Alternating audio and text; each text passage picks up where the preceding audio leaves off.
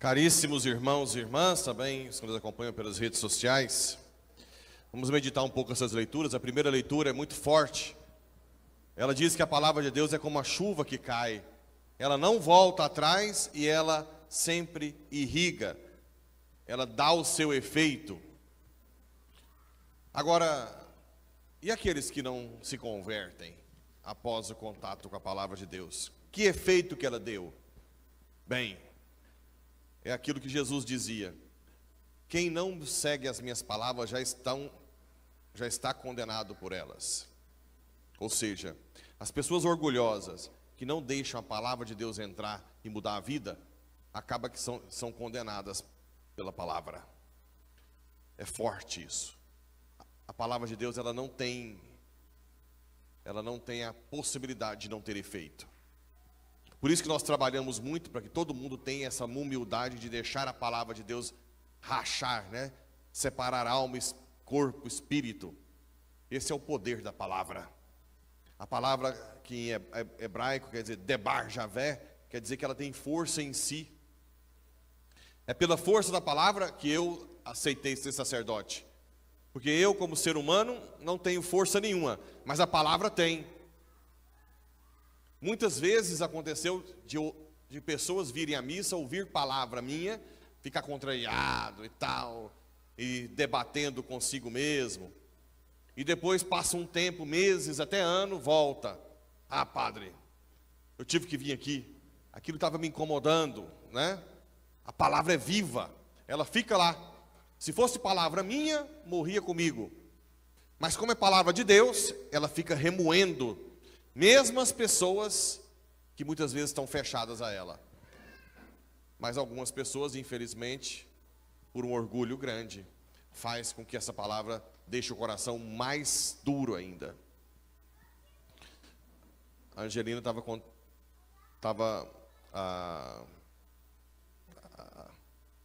misturando seu nome. Adelina estava contando sobre os pais daquele casalzinho que foi morto no Paraná? Paraná. Que estava no PHN. Alguém assistiu isso? Não? Bem, o casalzinho tinha quantos anos? 15? 16 e 17 anos namorados. E eles obrigavam os pais dela, e ele obrigava os avós, ele morava com os avós, a confessar-se toda quarta-feira. Aí os pais às vezes ficavam com preguiça e falavam, não. Aí ela falava, e se eu morrer hoje, papai? Não é? E se eu morresse hoje? Bem, o fato é que os dois, quando entrou o cara armado, estavam de fora da sala, porque naquele momento só os dois estavam sem aula. E ele estava jogando ping-pong. E aí o cara entrou e deu um tiro na cabeça do Luan e da Carol, né? Só que o que eu quero dizer com isso?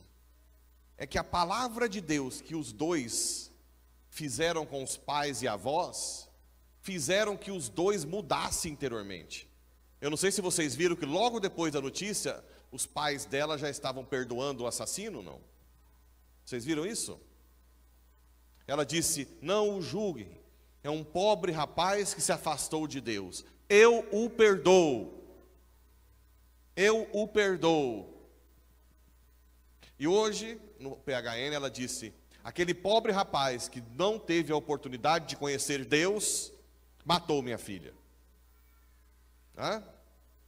Ou seja, a palavra de Deus que saía da boca dos jovens, quando pedia para ir à confissão, às missas, eles tinham acabado no dia anterior, participar de um grupo lá.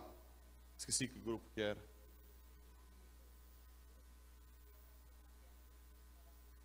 Um grupo de oração que ela participava e ele foi. E até ganharam um presentezinho, né? Então, no dia anterior. Então, vocês veem que a palavra de Deus, ela tem força. Como é que os pais e os avós, tão rapidamente, aceitam uma coisa tão forte e ainda perdoam o assassino? Essa força saiu da boca deles. Essa palavra foi que nutriu o interior deles. Não duvidem da palavra. E é por isso também que muitas vezes na família nós podemos falar da palavra de Deus. Eu sempre digo que nós devemos sim evangelizar as famílias. O que eu sempre digo, gente, é que a evangelização precisa estar junto com a simpatia. E infelizmente, nós estamos tendendo muitas vezes a evangelizar com antipatia. E a pessoa que não recebe uma acolhida boa, um rosto, né, que acolhe a pessoa, ela se fecha à palavra.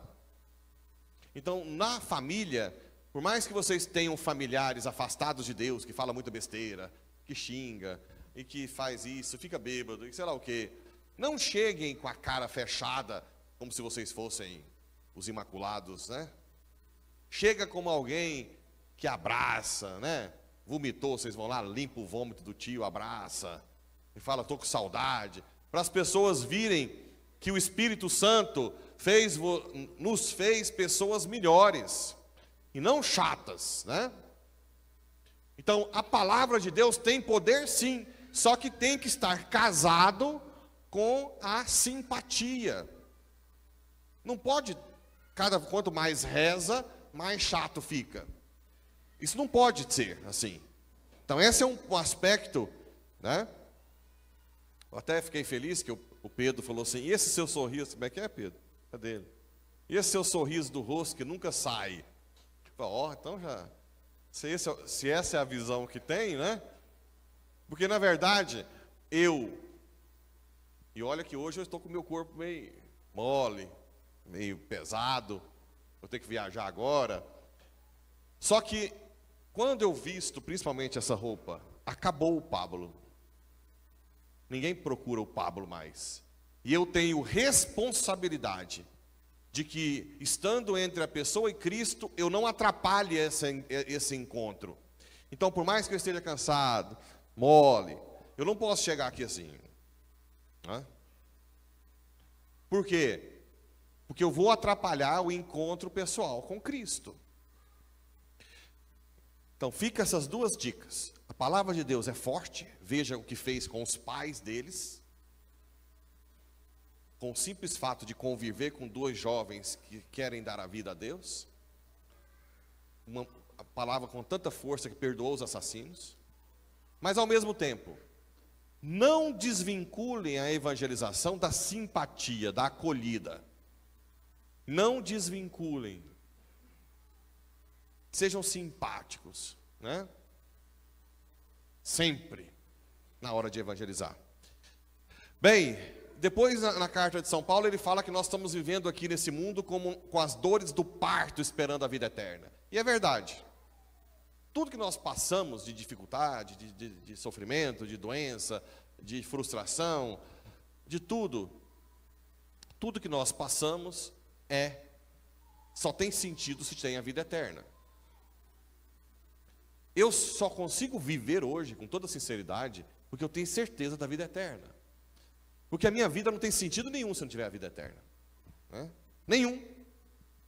Mas como eu já começo a sentir a vida eterna hoje, quando eu estou de joelhos diante do Santíssimo, por exemplo, quando eu estou rezando e Deus vem, me abraça, me preenche, me dá a força, eu falo, vale a pena toda a dificuldade, todo o sofrimento, né? Todas as renúncias que vocês fazem. Tem sentido.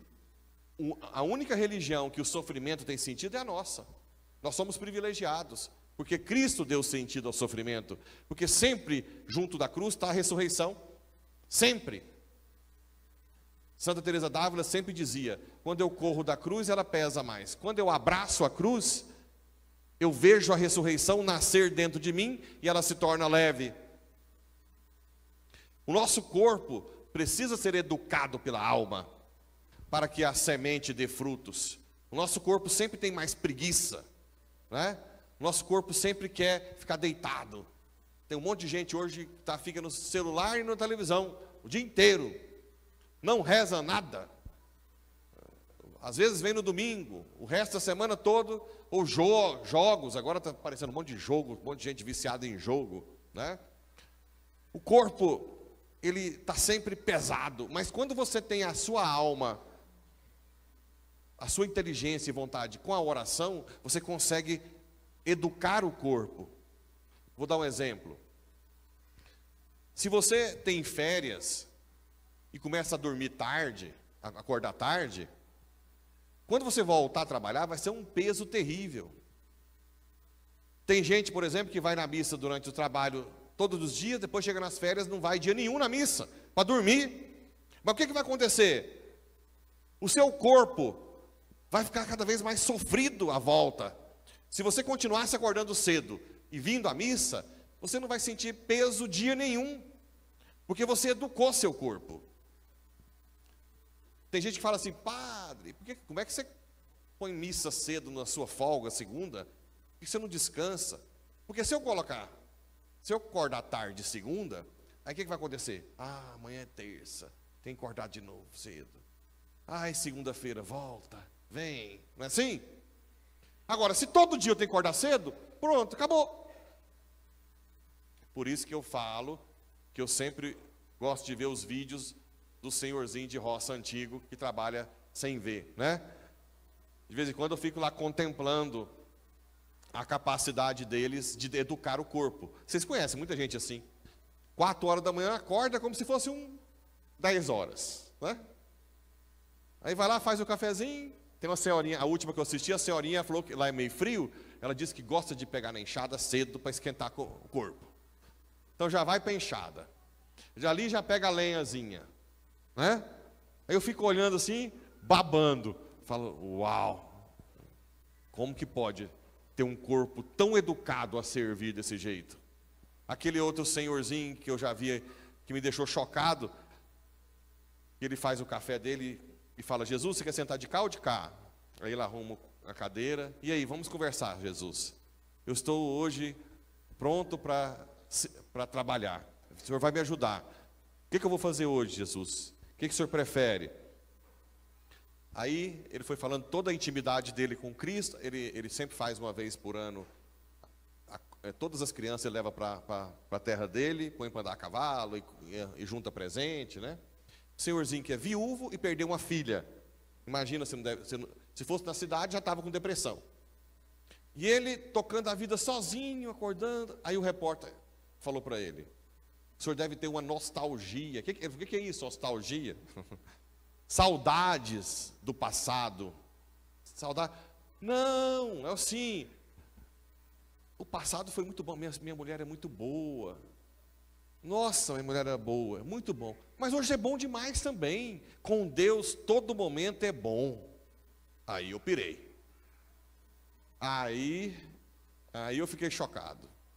Vocês têm noção do nível espiritual desse homem? Alguém que mora sozinho na roça, idoso, que perdeu a esposa e o filho, e fala que hoje é tão bom como antes, porque tem Deus. Se você educa o corpo, a semente vai dar fruto, porque você já está educando o seu corpo, por exemplo, para rezar. E se você reza, é impossível que você não se salve. O problema são esses problemas que Jesus falou. As pessoas que o demônio toma a palavra antes são aquelas muito orgulhosas. Eu nasci assim, vou morrer assim. As pessoas de pedregulho, que não têm raiz, são aquelas que vêm para que Deus sirva a ela do jeito que ela quer. Acabar com os problemas, não tem mais dificuldade com nada. Aí quando tem as primeiras, decepciona. As outras é essas que a gente conhece bem, né? Vem na paróquia, empolga, participa das pastorais, começa a ir na missa, aí começa a enricar. Aí compra o quê? Apartamento. Sobra um dinheirinho para ir para Caldas Novas. Aí já troca o plantão de ministro. Chega em Caldas, não, nós vamos em Caldas na missa. Aí está lá na piscina, mas deixa, né? Aí volta, aí tem um monte de problema para resolver, porque está ficando dinheiro entrando, tem que pagar sei lá o quê, aí já não vem mais no Santíssimo, nossa, não está dando tempo mais de ir no Santíssimo. A fé vai morrendo, vai morrendo, vai morrendo, de repente o mundo engole, aí não vem nem na missa domingo mais, né? Isso me dói, é uma alma que se perde, que teve a oportunidade e depois deixou morrer. Mas quem educa o corpo, como aquele senhorzinho, ou como qualquer um de nós, para servir, para rezar primeiro, rezar o terço, coloca o horário da missa, vocês não colocaram ainda, para adoração, da missa não, da adoração, para vocês virem, alguém da família, vir adorar Jesus, rezar o terço, falar com Deus: Senhor, estou aqui, eu quero te pedir perdão de tudo que eu errei esse dia, eu quero pedir que o Senhor venha no meu coração, preencha a minha carência, tira as feridas de tudo que eu sofri hoje, Senhor. Olha que bonito. E você vai cada vez mais educando o seu corpo a servir a Deus acima de todas as coisas e o próximo. É impossível que a semente não cresça. Impossível. Eu nunca decidi deixar o meu trabalho de medicina tal dia.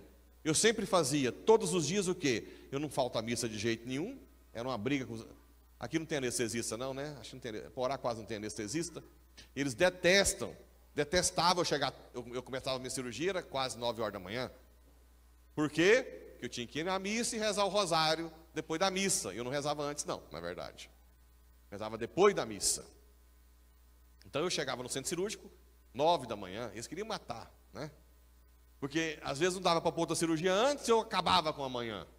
E eu vencia os anestesistas até o último segundo. De vez em quando eu cedia, né? Quando tinha mais de uma cirurgia toda. Então eu falava, não, a missa, o rosário, depois da tardezinha eu passava de novo no Santíssimo, pronto. Essa era a minha vida. E falava para Jesus: faça de mim o que o Senhor quiser. Eu já te prometi isso. O que o Senhor quiser fazer de mim, o Senhor pode fazer. Só que eu falava só para mim, não contava para os outros. Pronto, o dia que ele falou, agora sai, eu não sofri tanto. Eu não sofri quase nada, para ser sincero. Quase nada. Nada. Estava tão dentro de mim, que era isso que Deus queria. E que Deus está tão acima de mim, e que o que Ele quer é o que eu quero, que eu não sofri tanto.